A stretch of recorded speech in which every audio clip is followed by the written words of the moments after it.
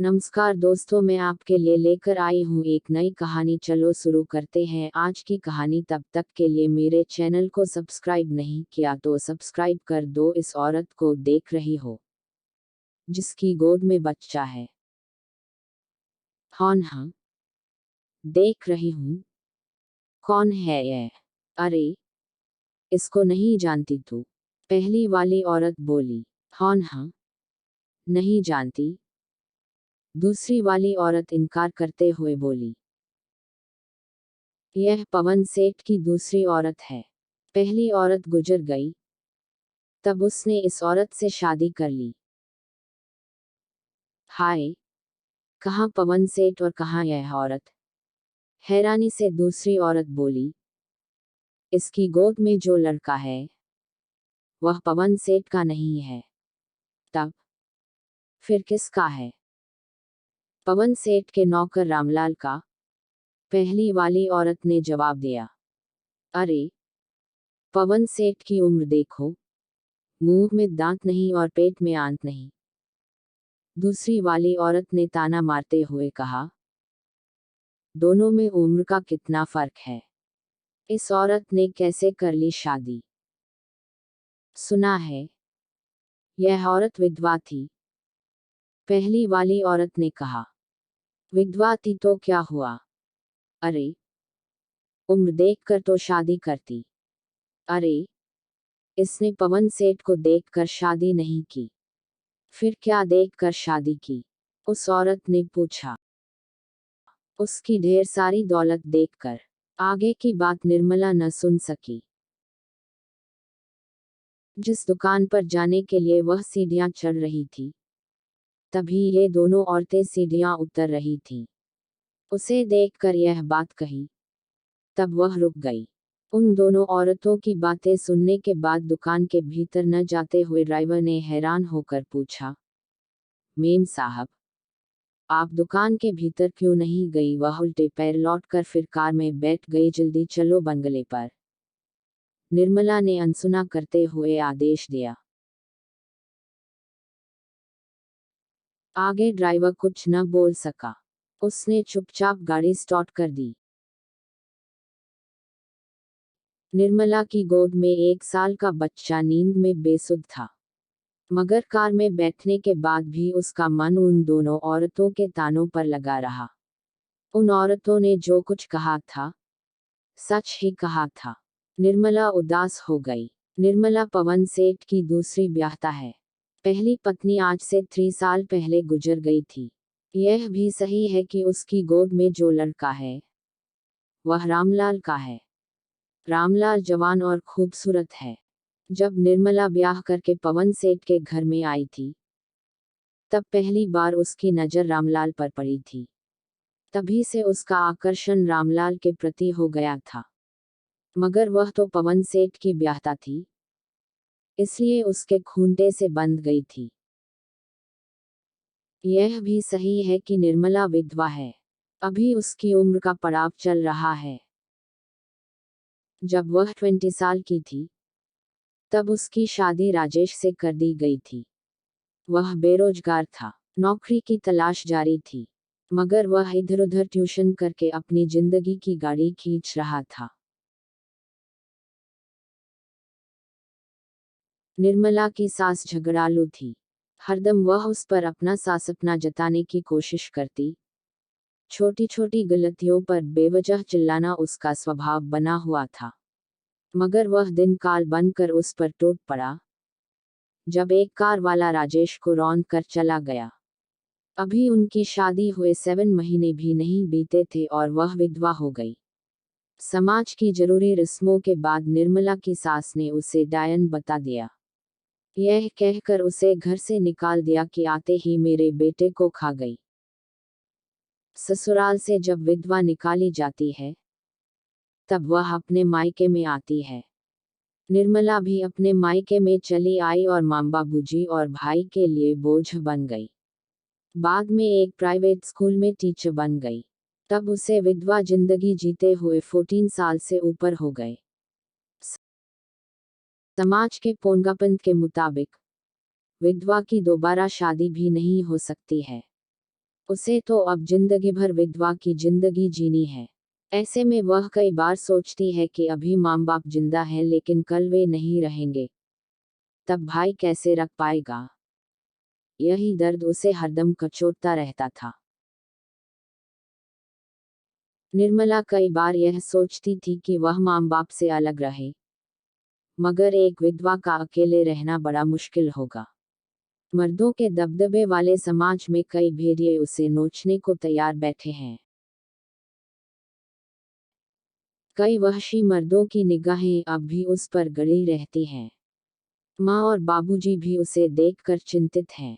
ऐसी कोई बात नहीं है कि सिर्फ वही अपने बारे में सोचती है।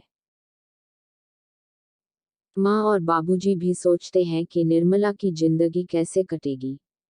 वे खुद भी चाहते थे कि निर्मला की दोबारा शादी हो जाए, मगर समाज की बेड़ियों से वे भी बंधे हुए थे। इसी कश्मकश में समाज के कुछ ठेकेदार पवन सेठ का रिश्ता लेकर निर्मला के बाबूजी के पास आ गए। बाबूजी को मालूम था कि पवन सेठ बहुत पैसे वाला है। उसका बड़ा भाई मनोहर सेठ के नाम से मशहूर है, मगर दोनों भाइयों के बीच 30 साल पहले ही घर की जायदाद को लेकर रिश्ता खत्म हो गया था। आज तक दोनों के बीच बोलचाल बंद है। बाबूजी यह भी जानते थे कि पवन सेठ 64 साल के ऊपर है। यह बेमेल गठबंधन कैसे होगा। तब समाज के ठेकेदारों ने एक ही बात बाबूजी को समझाने की कोशिश की थी कि यह निर्मला की जिंदगी का सवाल है। पवन सेठ के साथ वह खुश रहेगी। सवाल उठाया था कि पवन सेठ नदी किनारे खड़ा वह ढूंढ है कि कब बहाव में बह जाए, फिर निर्मला विधवा की विधवा रह जाएगी। तब समाज के ठेकेदारों ने बाबूजी को समझाया कि देखो, वह विधवा जरूर हो जाएगी, मगर सेठ की जायदाद की मालकिन बनकर रहेगी। तब बाबूजी ने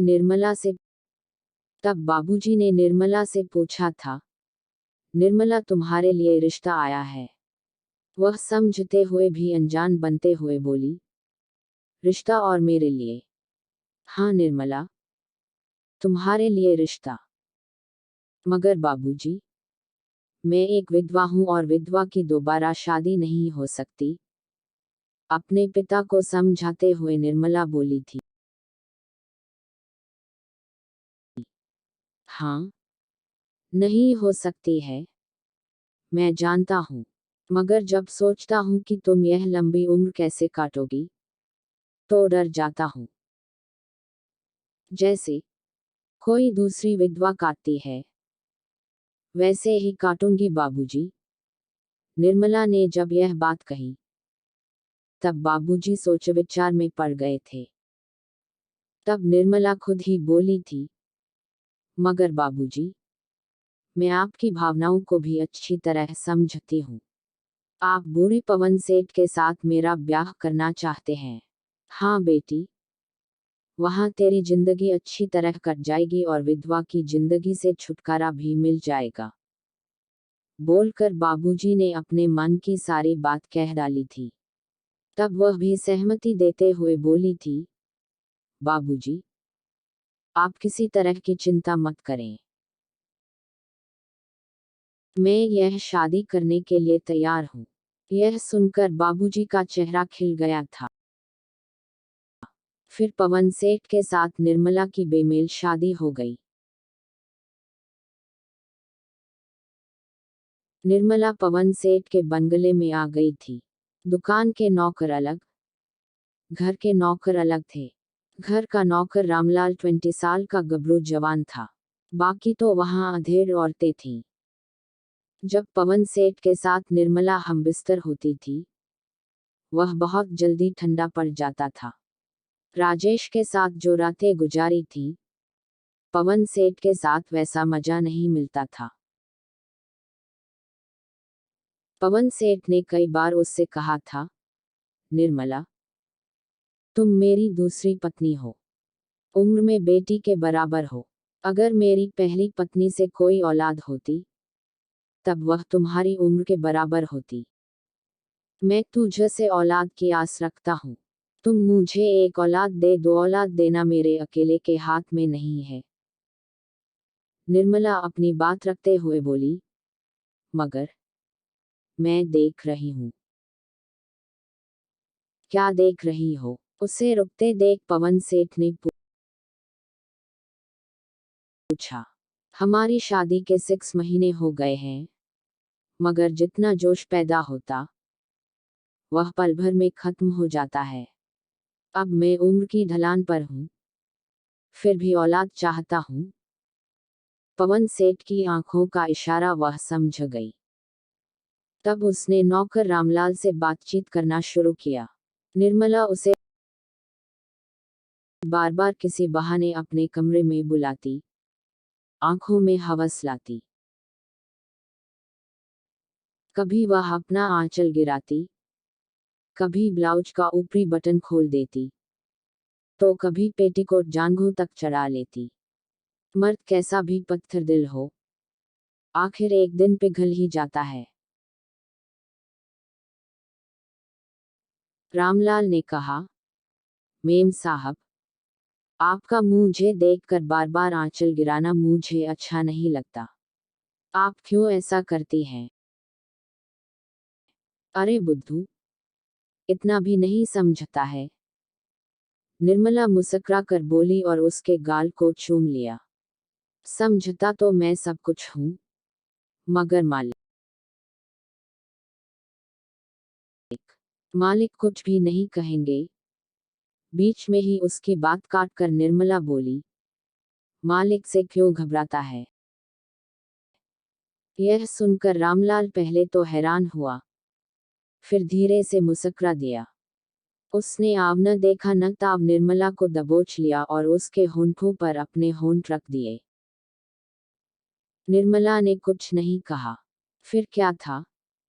निर्मला की शह पाकर जब भी मौका मिलता, वे दोनों हमबिस्तर हो जाते। इसका फायदा यह हुआ कि निर्मला का जोश शांत होने लगा था और एक दिन वह पेट से हो गई। पवन सेठ बहुत खुश हुआ और जब पहला ही लड़का पैदा हुआ, तब पवन सेठ की खुशियों का ठिकाना नहीं रहा। निर्मला और बच्चे की देखरेख के लिए एक आया रख ली गई। जब भी बाजार या कहीं दूसरी जगह जाना होता, निर्मला अपने बच्चे को आया के पास छोड़ जाती है। मगर आज उसकी ममता जाग गई थी, इसलिए साथ ले गई थी। मेम साहब, बंगला आ गया। जब ड्राइवर ने यह कहा, तब निर्मला पुरानी यादों से लौटी। जब वह कार से उतरने लगी, तब ड्राइवर ने पूछा, मेम साहब, जिस दुकान पर आप खरीदारी करने पहुंची थी, वहां से बिना खरीदारी किए क्यों लौट आई? मेरा मूड बदल गया, निर्मला ने जवाब दिया। मूड तो नहीं बदला मेम साहब, मगर मैं सब समझ गया, कहकर ड्राइवर मुस्कुराया। क्या समझे मानमल? गुस्से से निर्मला बोली। इस बच्चे को लेकर उन औरतों ने। देखो मानमल, तुम अपनी औकात में रहो। बीच में ही बात काट कर निर्मला बोली। हाँ मेम साहब, मैं भूल गया था कि मैं आपका ड्राइवर हूँ। माफी मांगते हुए मानमल बोला, मगर सच बात तो होंठों पर आ ही जाती है। क्या सच बात होंठों पर आ जाती है? निर्मला ने पूछा। यही मेम साहब की उन दोनों औरतों ने बच्चे को देखकर कहा होगा कि यह बच्चा सेठ जी का खून नहीं है, बल्कि उनके नौकर रामलाल का है। मनमल ने साफ साफ कह दिया। तब निर्मला गुस्से से बोली, देखो मानमल, तुम हमारे नौकर हो और अपनी हद में रहो। औरों की तरह हमारे संबंधों को लेकर बात करने की जरूरत नहीं है। कहकर निर्मला कार से उतर गई। अभी निर्मला दालान पार कर रही थी कि आया ने आकर बच्चे को उससे ले लिया। मानमल फिर मुस्कुरा दिया। तो चलो दोस्तों, आज की कहानी बस इतनी है। कल सुनने को मिलेगी एक नई कहानी, रोमांटिक कहानी। तब तक के लिए गुड बाय। मेरे चैनल को सब्सक्राइब नहीं किया तो कर दीजिए।